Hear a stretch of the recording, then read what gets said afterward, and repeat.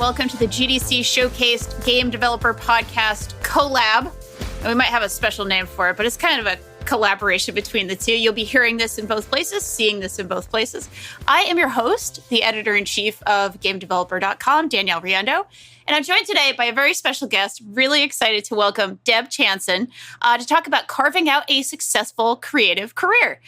Deb has worked across games, TV, and film as a writer, narrative designer, and community manager, and is currently writing and doing narrative design on a story-based adventure title called Rooster, which I'm going to ask you all about as well, sort of in and out of the show here today. But Deb, welcome to the show.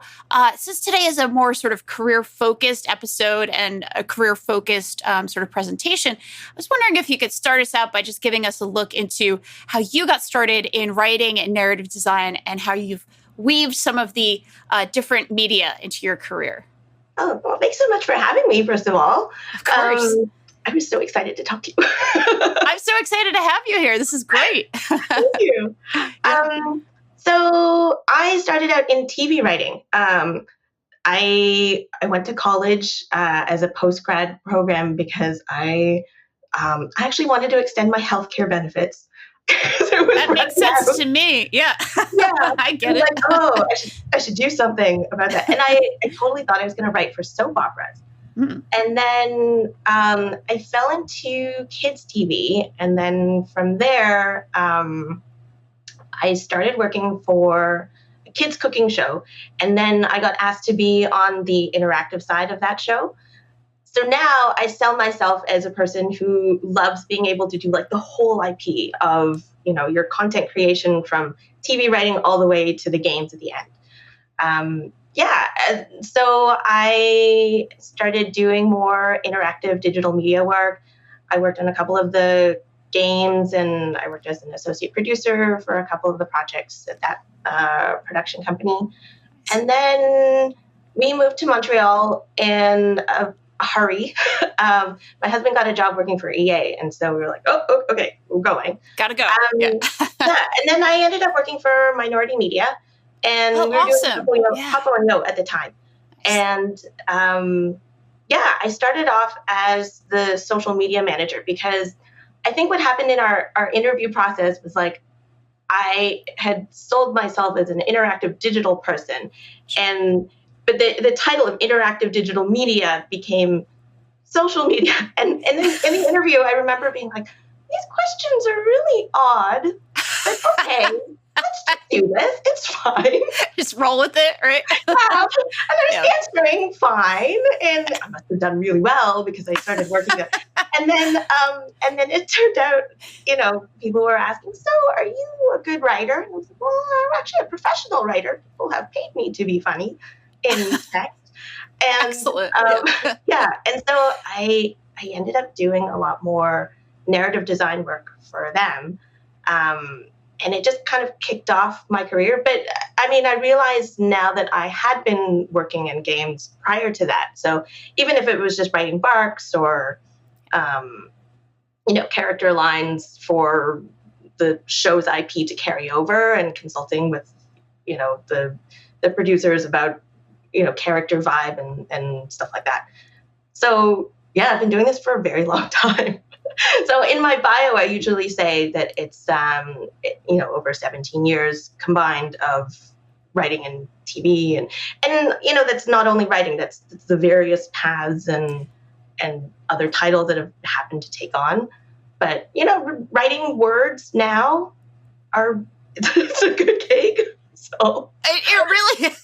Yeah, on my mortgage, it says writer, narrative designer. So I'm like, okay, that's what I'm going with.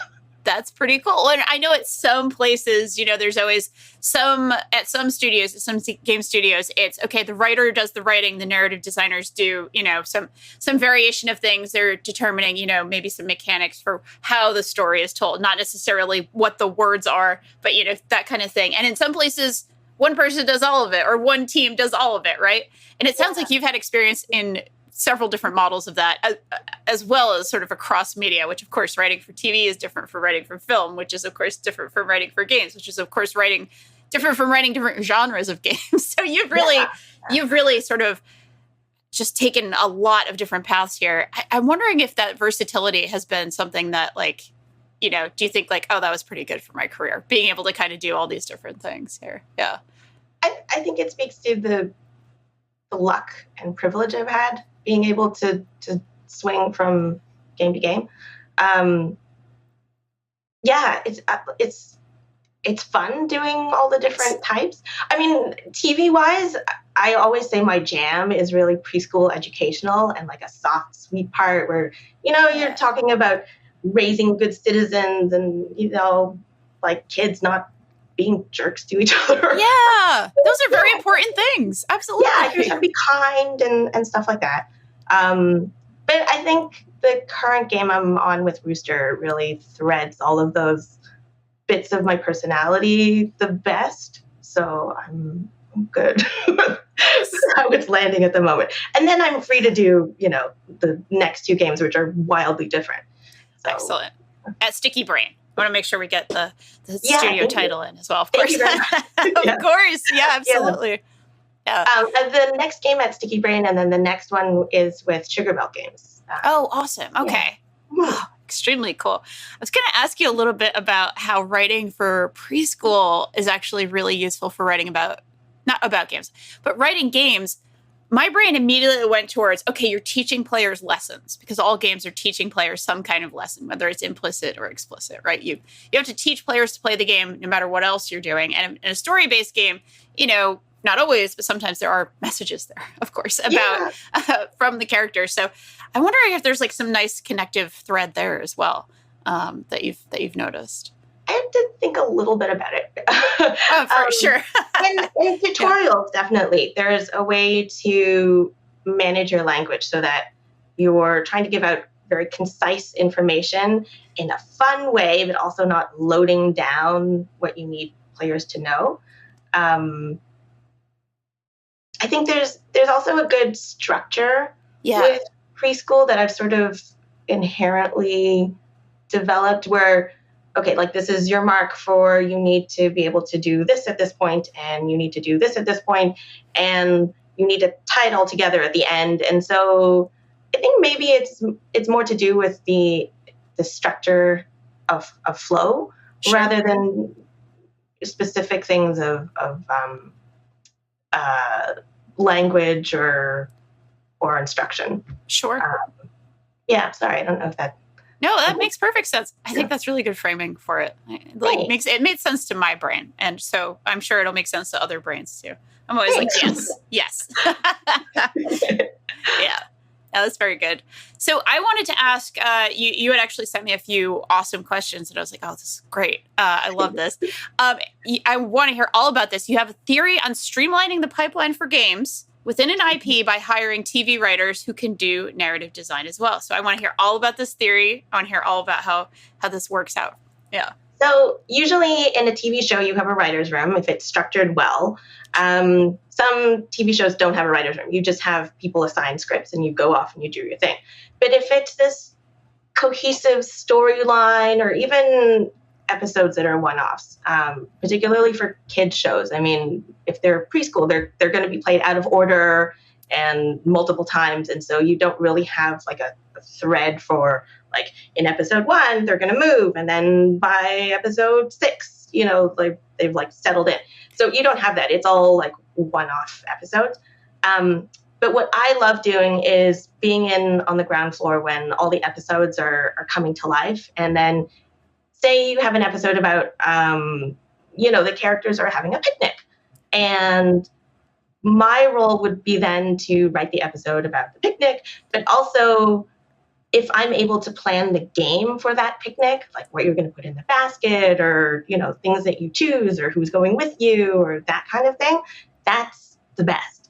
Because what happens usually is that the show gets written and shot or animated or, whatever format it is. And then the games are such an afterthought. You're like, oh, if I had known about this, that would have been great. Particularly in an animated setting, what you could do is, like, as your episode is getting, drafted and you're getting to, filing and polishing that episode, you could give a heads up to the interactive team and be like, hey, so we have this game coming, and it would be really great if in the process of shooting it, you have the script ready for the voice actor. Because if the game is an afterthought, sometimes you have to hire like the C actor that like no kid knows. Sure. You're like, what, that character? Like, they sound different. Yeah. That's the toy that like hits the clearance bin. Oh no. So if you know ahead of time, you can do the recording with the main actors. And then it's like, like an extra half hour maybe? Because game lines are usually like barks, right? They're like, put the thing in the thing and, put A in B. And so if you can record that at one shot, and then in your animation process, you can also put aside those assets that are required for the game, then you're not like, oh, where did we put that? And, I have to go find it now, and I have to dig for that. And that's a lot of time kind of wasted along the way. Yeah. So, I think this is a great path. And the games have to start with content, right? And somebody has to think of what that game is going to be. So I'm really good at that. It's fantastic. I'm thinking like 3 steps ahead here. I'm like, oh my goodness. I just made up a thing in my head of like, okay, there's cartoon characters. They're going on a picnic. They're going to learn how to share. And you need to get, I don't know, a pumpkin and a tomato. And like, we have all these assets. And then we just put them in the show, put them in the game, put them in everything, put them in everywhere you need to go. I'm just sort of like, galaxy branding here. This is such a great idea. And it's nice for your social media because you can say this episode is coming and you can participate in whatever it is online as well. And it's like a nice safe iPad game with a great lead time. And then it all launches together with the show instead of being like, oh yeah, we're going to have to cut scope because, we didn't know where the thing was. Right. We spent 3 weeks looking for the tomato. We couldn't find the tomato. It's like that animator has now, finished their contract and they're gone. And, right. Yeah. So I love being able to streamline things. Like, as we're doing these things, like have a future pipeline and know where these things are going. And, it just flows a lot better. Absolutely. Great production ideas. I love it. I always love great production ideas because what I do in my job, it feels like the most adjacent to a producer in the game industry. So I'm always like, oh my God, yes. Oh, this is such a great all-encompassing idea. Can all get it all in. It sounds great. I know what this gesture is, but I'm excited about it. No, thank you. It's packaging. Yeah. Packaging. Exactly. Packaging. It's like, this is what we're doing. And, everybody has their future path and knows what they have to do. And then you can cut down on all of this back and forth and like, oh, we're, sorry, we're stuck. And like, we forgot about you. And, oh, we'll give you like actor C later on. We'll bring them back. And I'm like, that's another travel cost. That's another studio time. That's another booking. Yep. So if you know about things ahead of time and can just get it done. Yeah. And you also figure out the character voice ahead of time as well. So that makes sense.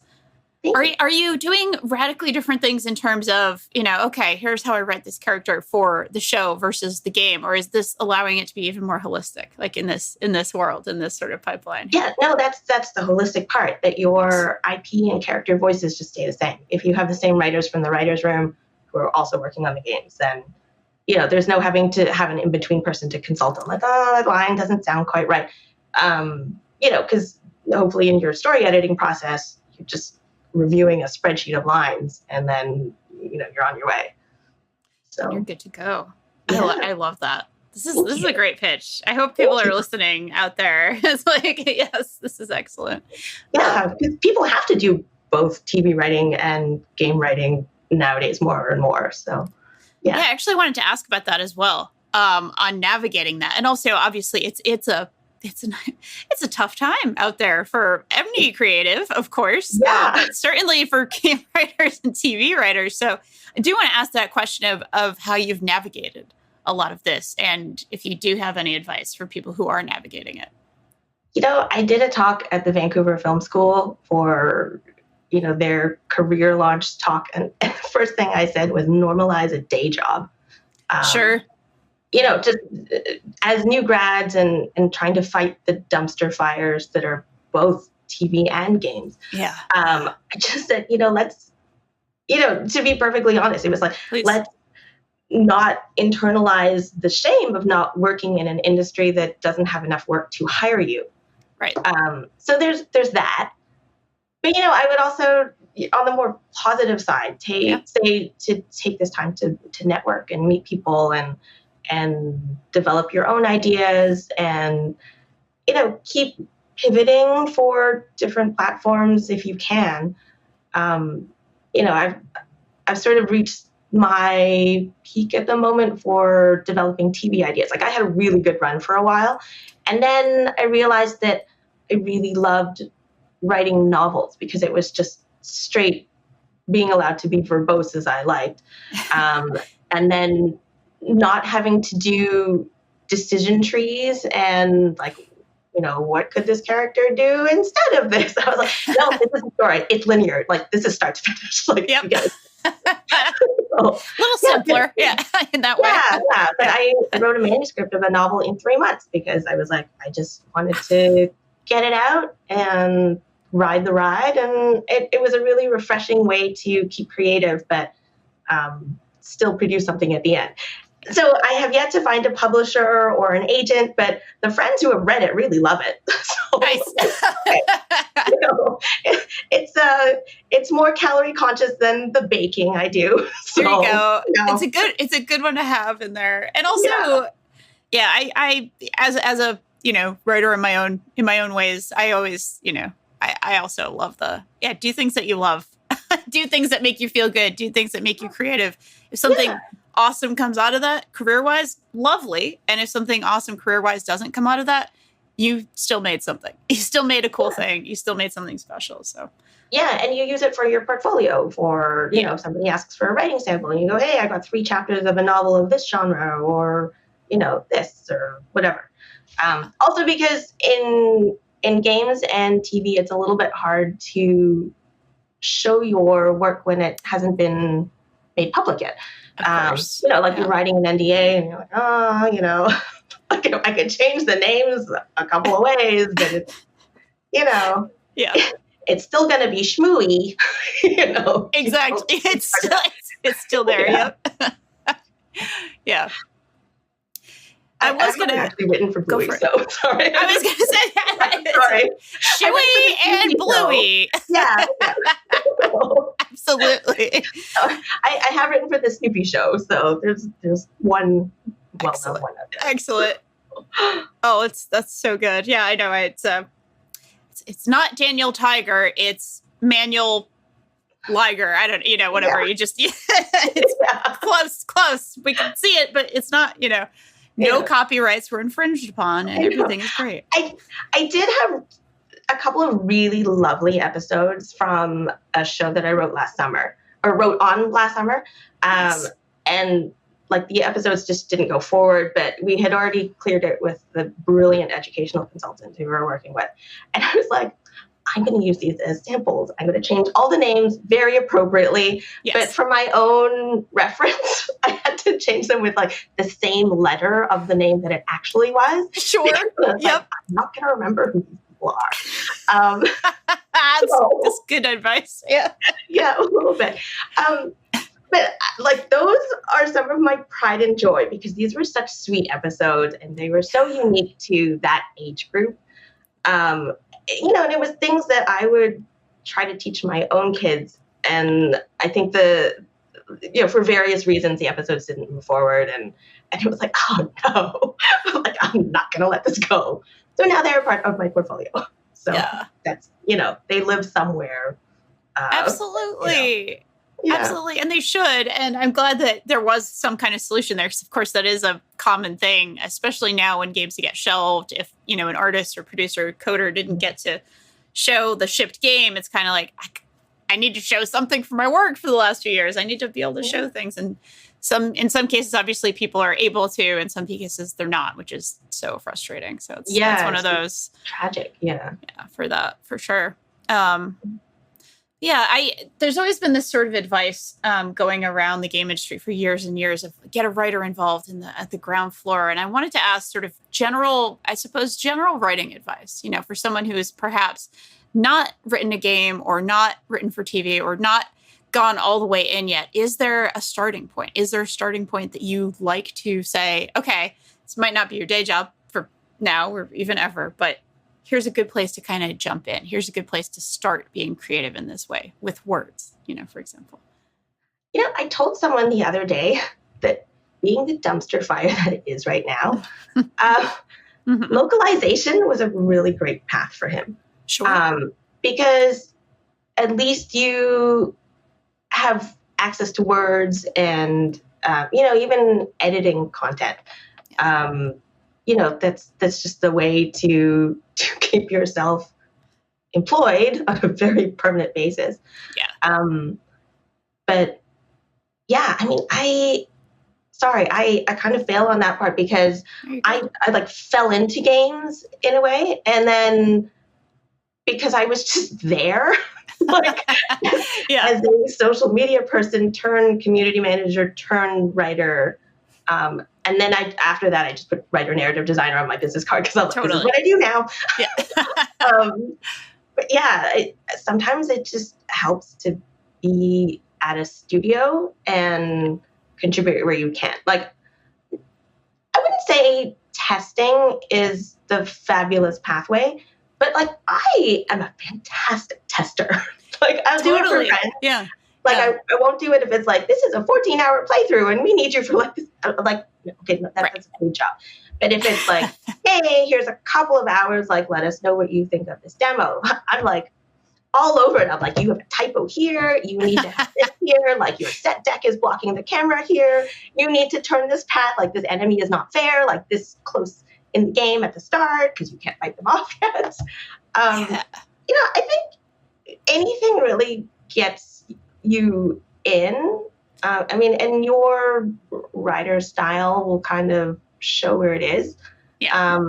If it's the right kind of studio. Sure. I worked for 8 years for a racing games company, and it wasn't the best setup for hey, I'll do narrative design for you. It just sure. Yeah. But I'm grateful for that job because it allowed me to focus on my kids as there was no childcare and also be able to work on a very flexible schedule. Nice. Yeah. So the one thing I might say is really don't go down that path if you want to be seen as creative is probably accounting or something in finance. Sure. That just, it seems to pigeonhole you in a way that you can't pivot from that. People just don't see you as a creative person after that if you're into numbers. But that's an amazing path for a producer. So, sure. Oh yeah, that's a good point. Yeah. Yeah, because you know how to finance, you know how to manage budgets. That's an awesome pathway. Yeah. I really like this idea of, okay, there are these, 6, 7 alternative pathways into things that you can kind of see your way around. You can kind of make your moves. I don't know if this is swimming somehow, but kind of, being flexible in that way, right? And finding the way into potentially the niche that you want to go towards. I think that's very encouraging because it's been, of course, we interview a lot of folks in the last couple of years have been wild. And it is always a question that people want some kind of answer to, okay, how do I start? Or what should I do if I want to go into this and it's burning a hole, but I obviously I have a family to support. I have to support myself. I have to pay rent. I have to do all these things that are very important and crucial things. So I think it's really encouraging to hear okay, sometimes there are alternative pathways and there are ways of supporting yourself and still doing this creative thing and still working on your craft and still kind of making things happen. I find that very encouraging, as opposed to, someone just saying, don't do it. I never, I understand where that comes from, especially in a difficult time, but it's good to hear okay, things can still happen. Good things are still possible out there. Yeah. I will give the warning that it's not a lucrative career. Of course. When you have to do piecemeal and freelance and, kind of bounce from job to job. Yeah. So, you might have to supplement, but once you land that really sweet full-time gig, which I don't have at the moment. Sure. But what Understood. to do? Like, I've heard it's glorious. It sounds cool. Yeah. Right. Like, yeah, do that. Absolutely. So, That's yeah, dream big and I guess don't stop dreaming if you're going to be cliche about it. So absolutely. Keep swimming, maybe. Yeah. Keep dream big and keep swimming. And don't be afraid of a day job. That's always a thing to do. Yeah. Yeah. I mean, I'm also at this stage of, my career and life where, what you do as a job doesn't need to define you. Absolutely. I think for a while it was like, oh, if I'm not a writer, like, what am I doing? And, then you feel all this like, what did I go to school for? And why did I pay all this money for tuition? And it's just, that's life. You have kids and mortgages, and the way you want to live is, you have to support that too. Of course. So, and especially if you have dependents, I mean, that life happens. Absolutely. And, the United States doesn't have great childcare and maternity leave benefits and that sort of thing. Yeah. 100%. Yeah.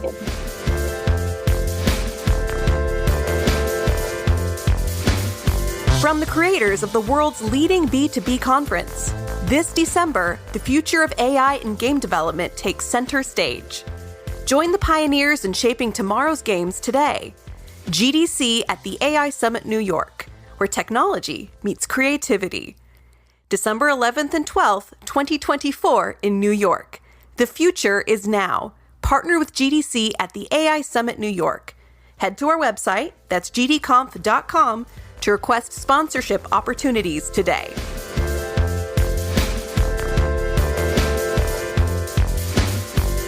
I did want to ask, just because you also had sent this in as something you wanted to chat about a little bit, about kind of some of those differences between writing for TV and writing for games, because this is something you've done so much of both. So are there those crucial things where you've had to have flip on this switch for this, flip on that switch for this, make those adjustments as you're swimming? I'm just going to go with swimming. I've been playing dredge a lot, so I guess I've got a lot of swimming metaphors today. I hope that's okay. Yeah, perfect. So one of the big things about writing for games versus writing for TV is the pathway to implementation. Sure. Like, I'm super lucky with the Sticky Brain team, where a lot of my vision for Rooster has come to life in a really gloriously exhilarating way.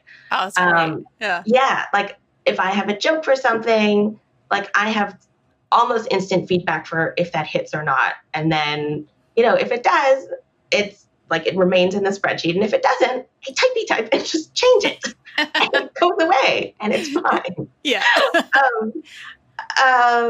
For TV, it's kind of like, you might not see this episode for 3 years down the line. Sure. It's got to be animated, and then it gets story edited, and then, you might get rewritten. And then I make the joke very often that sometimes, like, the only word that you'll recognize is the word volcano. So it's almost a true story, because I wrote an episode that had a volcano in it, and I was like, I'm glad it survived. Yeah, but it's different types of writing where TV is very structured and has a script and format.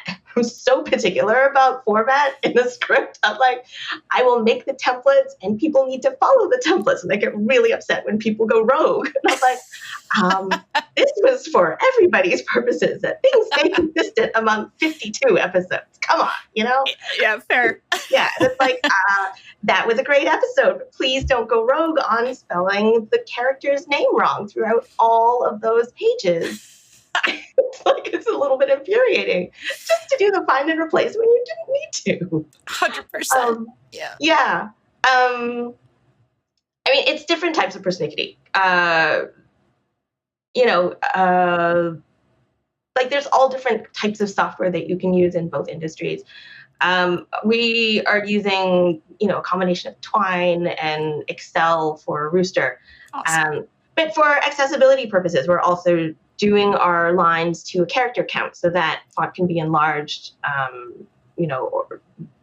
or localized. And so, yeah, it's a different thing to be writing in spreadsheets, because in TV it's a very linear, like start to finish. You go down that page. Yeah. Absolutely. Yeah. And I mean, the way that even scripts are written, it's like, your character's in the middle and then you write your thing, and then, it's the formatting is that way.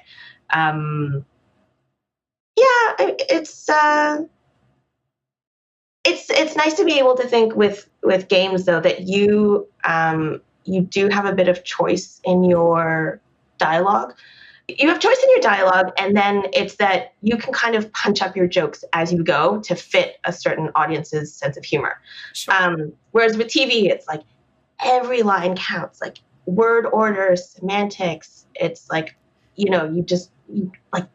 it's so important that, this is the funniest joke ever because like that's your shot at it. Whereas in Rooster, there's a lot of joy in being like, there are so many words and opportunities to make jokes. And then, if that one doesn't hit, it's like, well, go back and replay the other joke. It's fine. So, yeah. Yeah. Anyway. Oh, I really like that. I love the idea of like, hey, if, this choice, this path, that one wasn't, that one didn't hit for you. There are so many other paths that you can choose, player. Yeah. Yeah. And in Rooster, there are 12 levels of jokes. So something's going to make someone laugh along the way. Although, having demoed the game and, dealt with people playtesting, it's so satisfying to be with somebody who gets that joke right then and there, and they belly laugh. Oh, it's one of the best feelings ever, that they got your sense of humor and the timing was just right, and they clicked the right way, and they laughed when you wanted them to laugh. That's amazing. Oh, that sounds incredible. And I realized I didn't really fully give Rooster a proper intro. I think I just said, it's like, story-based adventure game. Would you like to go ahead and talk a little bit about Rooster and the pitch and why it's funny and why it has all this incredible layers of jokes? Absolutely. I don't know if you can see my shirt totally, but this is my I saw the very top of it. Okay, awesome. Thank you. Awesome. Yeah, sorry. I didn't want to be like out of focus. But anyway, this is Rooster and Dragon. Fantastic. So Rooster is a beautiful point-and-click narrative adventure about the animals of the Chinese zodiac. You play as Rooster, who's this terrible party guest at the Lunar New Year's Eve party. And you're so terrible that you make Rabbit cry. I don't know if you can see it in the background. Oh, yeah.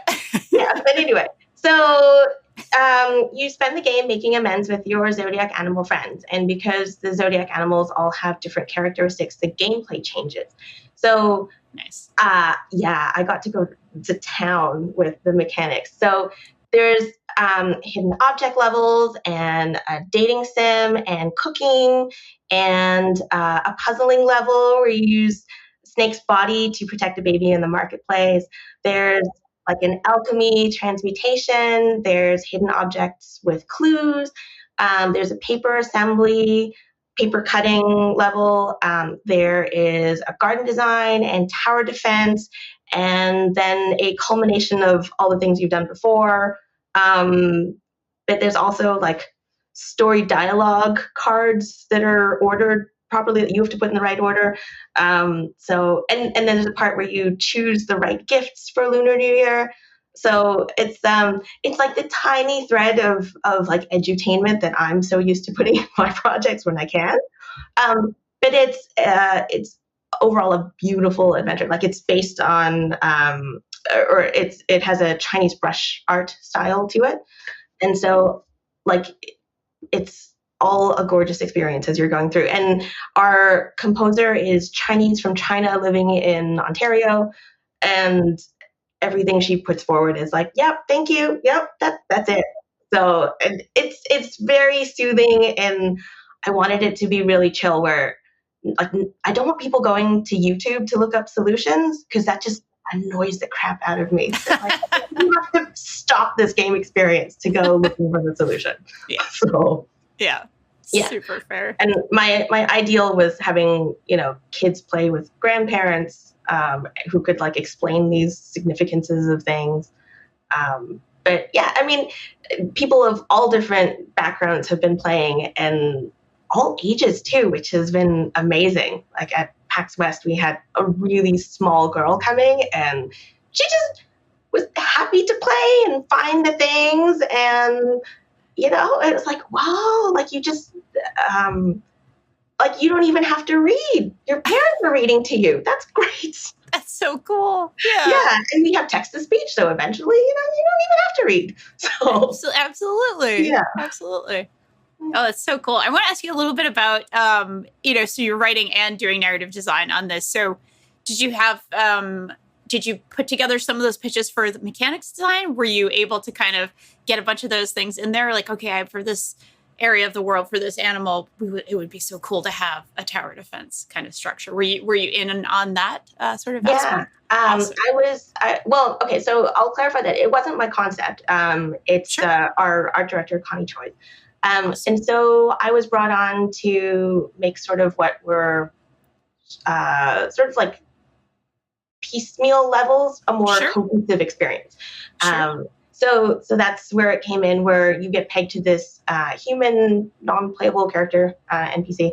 Sorry, I have to explain that because in the last talk I did, I said NPC over and over, and then I was like, oh, some people might not know what that means. My poor dad was watching this, and I'm like, oh, I should explain this next What time. does that mean? Yeah. So anyway, so you get pegged to this human character, Sure. and their family provides the life milestones that that provide the reasons for your doing what you're doing. So as you go through the levels, you're moving like 13 years ahead. So the way the zodiac calendar works is that you'll cycle through for the same animal every 12 years. So this was like 13 years will get you to the next one. Gotcha. And then because the life milestones are what they are, according to what would you do as a 13-year-old or a 26-year-old, and then which animal's characteristics, and then matching the mechanic with that. Yeah, it was such a lovely experience to be able to be like, I think it should be this kind of level. And the team was like, yeah, okay, I see that too. And I was like, oh, this is great. That's awesome. Yeah. Yeah. I've been in that situation where you're like, oh, we've got to make this fit to this. Okay, like make it make sense. You're like, okay, Sure. doesn't make sense, but okay. I'll do my best. Yeah. Yeah. So this is very much like my dream of getting to build it from the ground up, of like, this is what we're doing and why we're doing it. And the mechanics change in this sort of flow because this needs to go with the story and explain why you're there at the particular time doing that thing. So yeah, it was really like a writer, narrative designer's dream. And I like being the writer / narrative designer on this project, because I think to explain what kind of lines were needed to somebody else, it was like, that's just going to be like another like push-pull thing. So having, control of that. Yes. Like, I really can work with other people. For this experience, it was like, no, like I really relish the being able to think of what it is and carry through with it on my own. Yeah. And then, there's validation with a joke and how things play out with the rest of the team. But, it's nice not to confer with somebody else on how a line has to come out and be composed. It's much better when you're like, I can change that line to this, rather than be like, can you do that? And, like this line needs to be funnier. And then somebody's like, how make it funnier? How? Right. And you're like, Right. I don't know. Just, How to explain that, right? Of like, yeah. So that internal debate has been nice not to have on this side. So. extremely cool. I mean, that does sound like a narrative design writing kind of combo, dream come true. Because I know obviously it depends on the project. Some places it's wildly different disciplines, and some it's very, very much the same. Kind of same brain going. Kind of putting it forth into the game. So it's really cool to hear. I want to ask the tiniest little bit more about Rooster, if that's okay. Of course, I can tell you about Rooster all day. I'm excited. Well, I'm excited about it, and it does look very beautiful, and it also looks very, sort of evocative. It's not the style you necessarily see everywhere, and certainly not the sort of overall vibe you get everywhere, especially in adventure games. Adventure games, I feel like, do tend to have a more cartoonish aesthetic or a more pixel art aesthetic or something like that. So there's something very exciting about seeing more brushstroke style, and hearing this about the characters and about the sort of framing of, every 13 years, there's kind of a milestone. Really, really cool. So I do want to ask just a little bit about how the project came together and sort of how you got hooked up with the team there, and how that started. So Sasha Boersma and Ted Brunt are the co-founders of Sticky Brain Studios. We used to work together at the production company where I started my career. Nice. And actually that website ended up winning like the equivalent of a Canadian Emmy at the time. Oh, that's awesome. So, nice. And because I, like worked well with them at that time. Sure. And I studied Chinese history in university. And so this is like one of my great loves. And so when Sasha was thinking about like, what writer could we bring on? Like she was about to message me to say, do you know of anyone? And then she was like, no, delete. Like, do you want to work on this? I was like, yes. So I had rabbit face, like, yes. That's awesome. So, yeah. And then we got funding from the Canada Media Fund and Ontario Creates. So I like to say I contributed significantly to getting our prototype and production funding. Because those, that's fantastic. Thank you. Those applications are lengthy, and when you put them in, you pretty much have to know your game from start to finish, like what's going to happen. So I had the chance to do like an overall narrative design before we actually submitted for the funding. And then, of course, like with your further documentation, you have to outline, like lots of other things, like sure. And what you see your timelines being and how your workflow is going to go. So heavily in depth, but being part of that process and just being more involved has meant a lot to me, because I'm learning so much more about production and not so much in terms of the managing people, but in terms of what are our milestones for Steam, and how's it going with publishers and submitting to the consoles. So we're confirmed for Steam. Awesome. We are not confirmed for the consoles yet, but we are far along enough in the process with them that it's like you just press the green button, please. Part of the plan, perhaps, mostly, yes. Yeah, gotcha. Yeah. So anyway, that's I mean, this project has so much of my heart and soul in it that it has my personality, and also that it's been such an opportunity for me to grow in my career, and and Sasha has been amazing with things like setting us up with media training, and for at least for us 4 leads. So there's there've been the media training, and then 6 of us on the team are certified accessible player experiences practitioners. Excellent. Yeah. So that's also been a big part for us as well. The making Rooster as inclusive as possible within even our wireframing, so that we're at least thinking these steps ahead. So at least it's like none of that is an afterthought for how somebody who can't play, it's like, if you had this disability, how would we be able to accommodate you to be able to play? Or, if it wasn't your level because it's too hard or things are happening and it's, even the content is too emotionally heavy, like at what point can you skip and move on to a part where you'll still understand the content of what's going on? Sure. Yeah.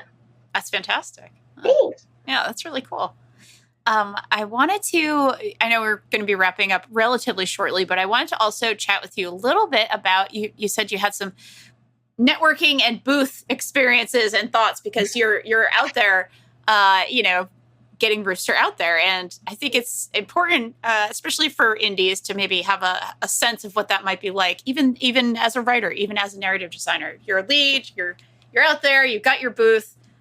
I want to hear a little bit about what that experience has been like. Yeah, thanks. Well, you had said earlier about, the unique style of Rooster. So that has really been our major attraction. Sure. That people just come by the booth and go, oh, hey, like this is gorgeous. And this is beautiful. Yeah. yeah. And we have like very large, poster backdrop art to like bulk up the booth. It depends on whether it's consumer-faced or B2B. So, like, the Game Developers Conference is very, like, business, and, it's like half selling your game and half networking at the same time. Yeah. So that's, it's gauging how much you want to pitch versus, like, meeting people and building relationships. And then it's also mixing with seeing your colleagues from past gigs and, best time at TDC, really. Yeah. Oh, absolutely. Every time. It's incredible. Yeah. Yeah. I love good lighting for a booth, so I'm as much for that. Sasha got us these Loop Engage 2 Plus earplugs. Sorry, I can't see with the light very much, but it's okay. It was supposed to be able to channel noise, and still hear people. Sure. That was useful at PAX West. It probably would be useful in a booth setting, especially if you have like neurodiverse team members who sure. focus on a certain thing. I will provide you with a blog at some point. That'd be great. Absolutely. Thank you. But, expect to talk all day. Have lozenges and, don't go to karaoke afterwards. Like, I don't understand people go to karaoke after a day of like talking for a good 7-8 hours. Like, I'm not that good at taking breaks because I love being at the booth. I love seeing who's coming by. I also have a lot of friends who are coming by from various places that they've traveled from. So I don't want to miss anyone. It helps to schedule people on your team and know who's coming in and out. Like you should have someone who's technically minded who can help if, the bills get stuck in a certain way or whatever. And then, my real skill at a booth is drawing people in. I don't know. I love that part. I'm like, hey, do you want to play? Like, come try out our game, and this is what it is. And I do the minute spiel. And then once they're in, I'm like, okay, I'm out. Somebody has to be with the person, playing the game and explaining. I'm like, I don't have the patience for that. So knowing, what your skills are and whose strengths are what are great. If you're talking a lot, I don't know how the optics of it look, but at PAX West, I needed the tea in my hand, as I was talking, and I was handing out stickers as well. But I was I had the cup, and then I had the stickers on my hand here, and I'm like, here you go. And I know it's a total personal preference, but I think that wearing a mask for myself is how I keep myself healthy and not bringing 100%. I'm also a germaphobe. It's a writer quirk as well. So I understand deeply. Yeah. And it's also you're not, because you're yelling, you're not spitting at people while you're talking. Right. And so for some people it really works. And you need to project, but at the same time I'm when you project, your things are coming out. And you don't have to worry about your bad breath as well. It really helps in so many ways. Also, if you're kind of tired, especially at the end of the day, and you've got the 1,000-yard stare and your mouth is open a little bit, nobody knows. Nobody can tell. You're just kind of yeah. Just another perk. Yeah, another or benefit. You're feeling the lozenge and you just shove it to that side. And you're exactly. Okay. Yeah. It's really good. Giving out fun swag is helpful as well. Yeah. the stickers worked really well for us. But I'm a little bit gunning for chopsticks at some point. When Nice. Yeah.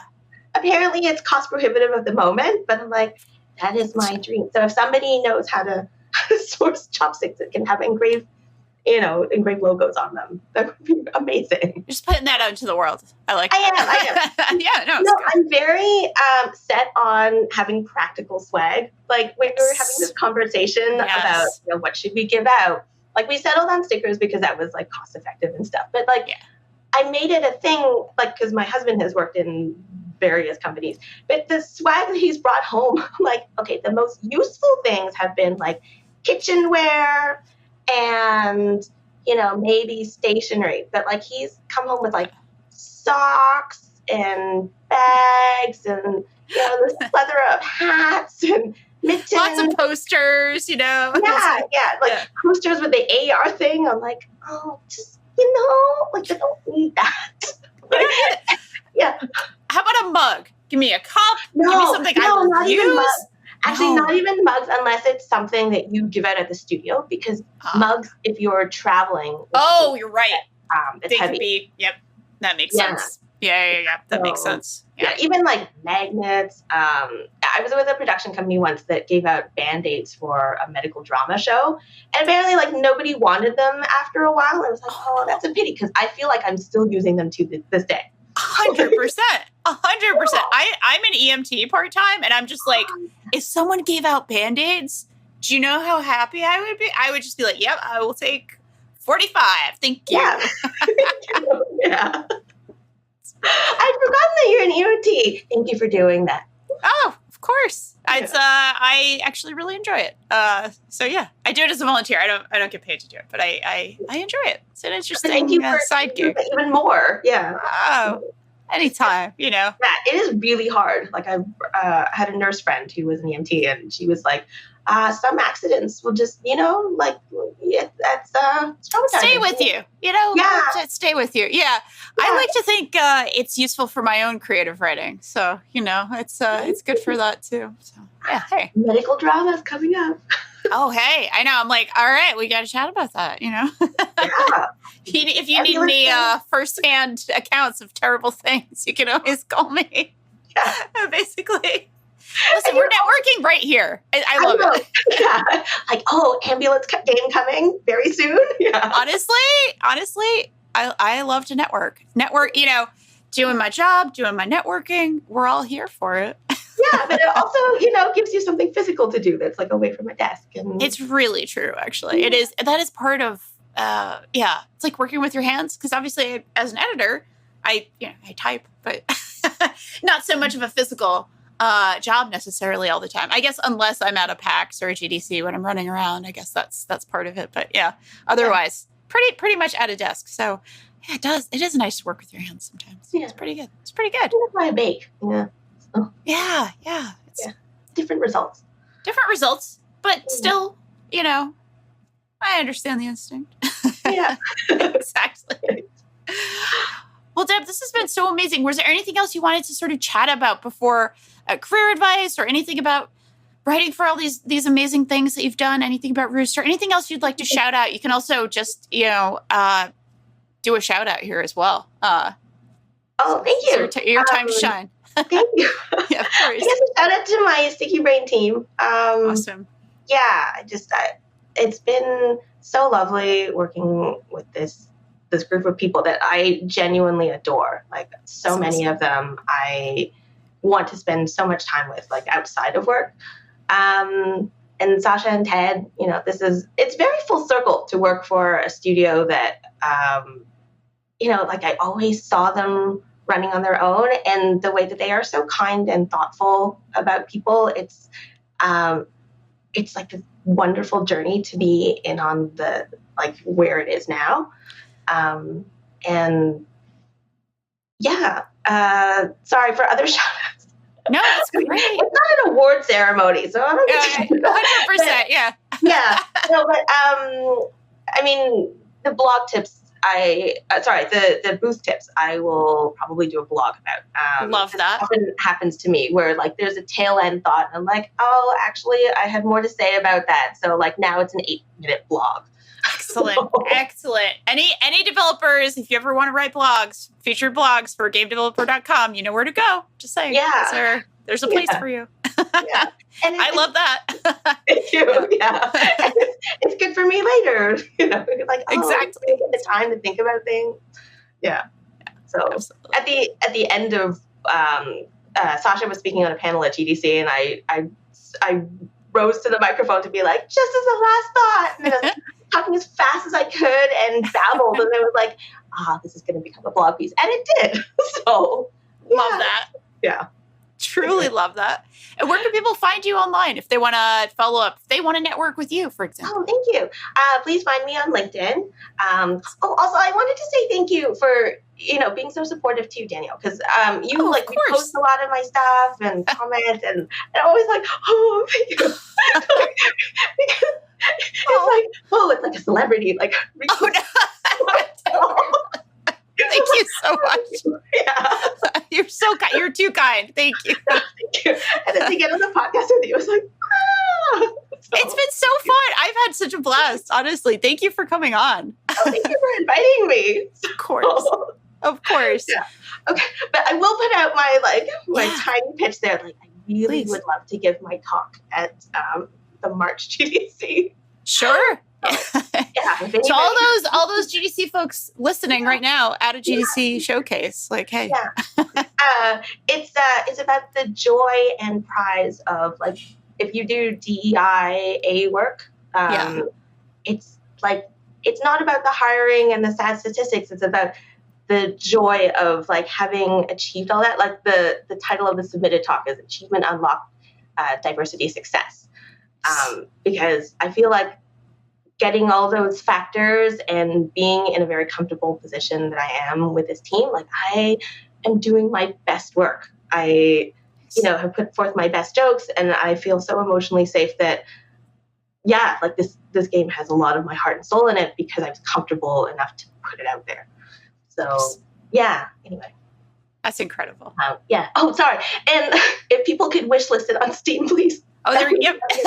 Yeah, thank you. Sorry, I was like, I'm wearing the T-shirt and I'm handing out stickers at the Full Indie Summit later right. in Vancouver. So I'm like, okay, awesome. Right, promote the game.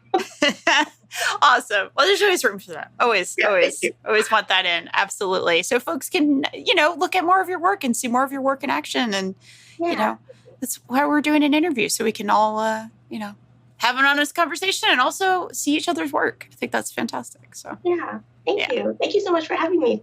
Thank you so much, Deb. This has been such a pleasure. Thank you, everybody. Thank you, everybody listening on the podcast, if you're hearing this as a podcast. And thank you so much, everybody who is here present at GDC Showcase. Thanks, everybody. Much appreciated. And until next time, we'll talk to you soon.